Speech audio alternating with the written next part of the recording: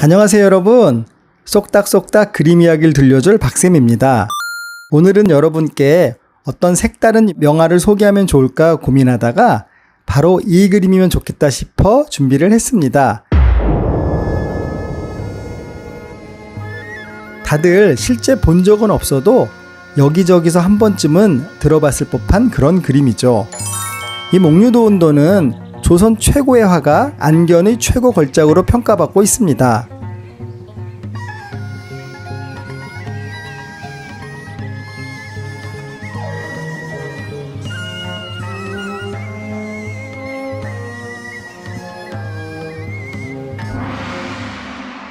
우선 목류도운도의 뜻부터 알아보겠습니다. 도원은 옛날 중국의 한 어부가 시냇물에 떠내려오는 복숭아 꽃잎을 따라 거슬러 올라가 보았더니 신선세계가 펼쳐져 있었다는 고사에서 나온 말입니다. 그러니까 이 목류도운도는 도원, 즉 인간세계가 아닌 신선세계에서 논일던 꿈을 그린 그림이 되는 것이죠. 지나가는 개가 흘낏 봐도 명작이라고 하는 이 그림.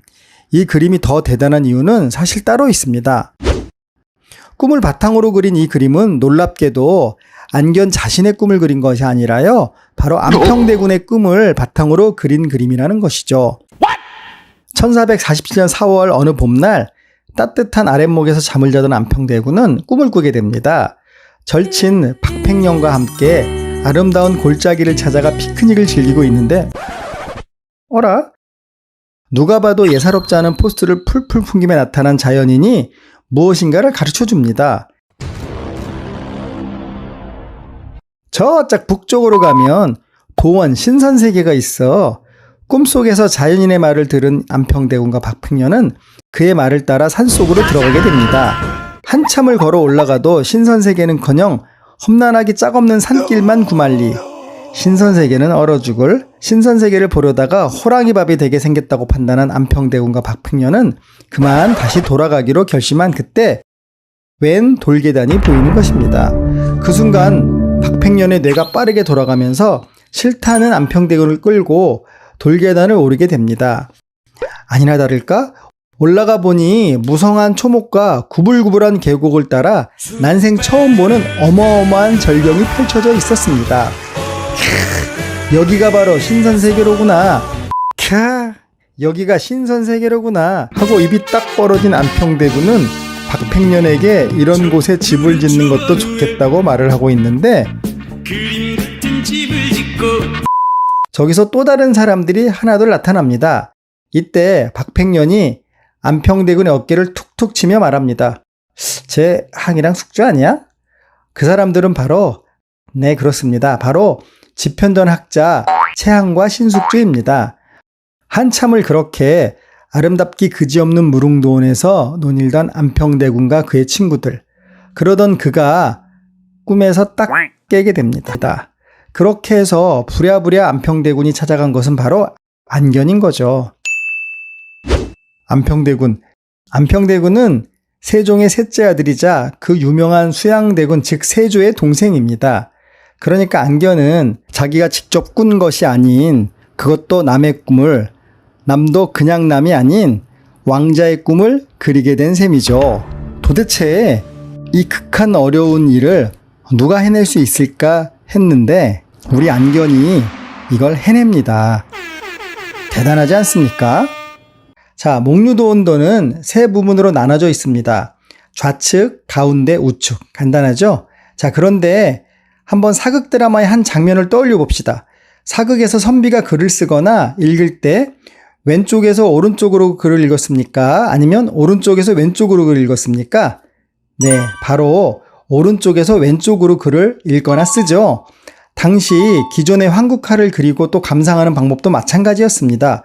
보통은 오른쪽에서 왼쪽으로 그림을 감상해야겠죠. 그죠? 그런데 이 목류도운도는 좀 다릅니다. 왼쪽에서 오른쪽으로 시선을 옮기면서 감상하도록 그려졌다는 점에 유의하며 함께 감상을 해보시겠습니다. 자, 이 맨 왼쪽 그림은 조금 낮은 시선에서 건조한 평지를 관망하듯 그려냈습니다. 이는 우리가 살고 있는 현실 세계를 표현한 것으로 볼 수 있습니다. 맨 오른쪽 그림으로 보겠습니다. 맨 왼쪽 그림에 비해 확실히 높아진 시선, 마치 새가 내려다본 듯한 시선으로 펼쳐진 아주 신비롭고 환상적인 이 풍경은 누구나 꿈꾸는 세계의 무릉도원의 풍경입니다. 안견은 불감법이란 엄청난 고급 기술을 사용하여 안평대군이 그토록 다시 보고 싶었던 무릉도원의 절경을 정확히 표현해냅니다.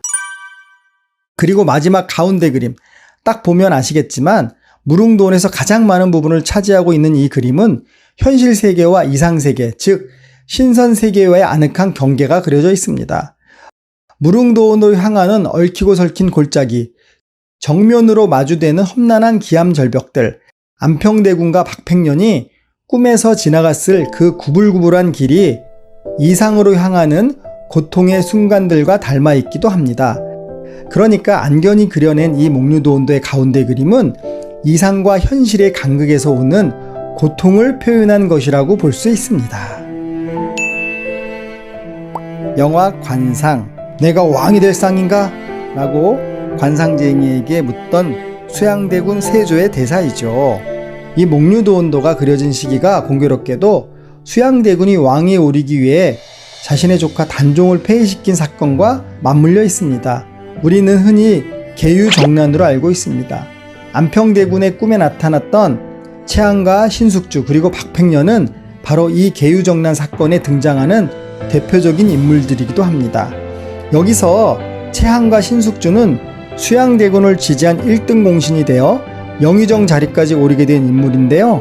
처음부터 안평대군의 꿈에 나타난 박팽년은 충절이라는 사명을 걸고 단종보기를 추진했던 인물이었습니다. 이제 좀 감이 오시나요? 역사라는 게 물론 승자의 기록이기에 자세한 내용을 알 수는 없습니다. 하지만 안견의 그림과 세조의 동생이었던 안평대군이 이 그림을 통해서 무엇을 말하려고 했던 것인지 한 번쯤은 생각을 해볼 필요가 있을 것 같습니다. 여담이지만 이 목류도원도는 안타깝게도 우리나라에 없습니다. 정확히 언제 유출되었는지는 모르나 쪽발이 저기 일본의 덴니대학교 중앙도서관에 소장되어 있다고 합니다. 하루빨리 우리의 소중한 문화유산이 고국으로 돌아왔으면 좋겠습니다. 오늘의 명화 이야기는 여기까지입니다. 재미가 있으셨다면 구독, 좋아요, 그리고 알람 설정까지 부탁드립니다. 시청해 주셔서 감사합니다. 저는 다음에 더 재미난 명화 이야기로 여러분을 찾아뵙겠습니다. 감사합니다.